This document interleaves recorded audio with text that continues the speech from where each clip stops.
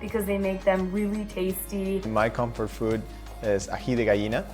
It's a spicy chicken mixture that my grandma used to make all the time. A yellow pepper that's found in Peru.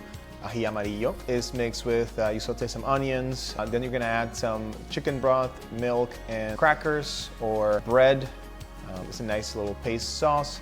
And then with some boiled chicken that you shredded. Ají de Gallina reminds me of just Peru in general, living there. My grandfather had 50, 80 chickens, and my grandma would just grab one and it would be fresh. I'm British Pakistani, and my favourite comfort food is a dish called Aloo Kithul Gari. The reason I love this dish so much is because it's a curry.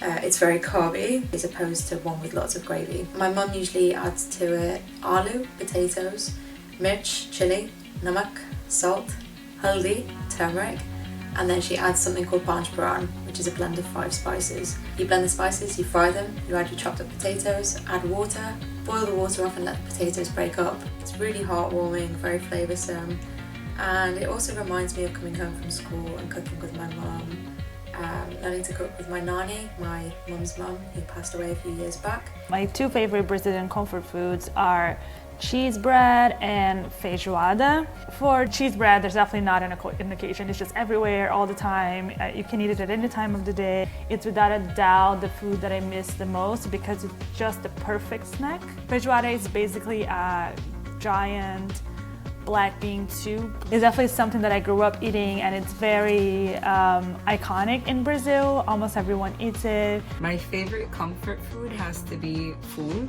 which is fava beans.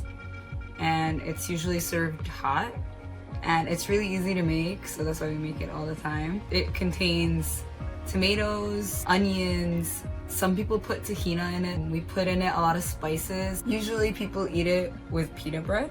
It's my favorite comfort food because over the summer my grandpa would make it for breakfast a lot, so I'd wake up and it would be there, so it reminds me a lot of home. As social beings, social distancing may not be easy. Let's do what we can and make the most of it by enjoying our favorite comfort foods. Let us know what your favorite comfort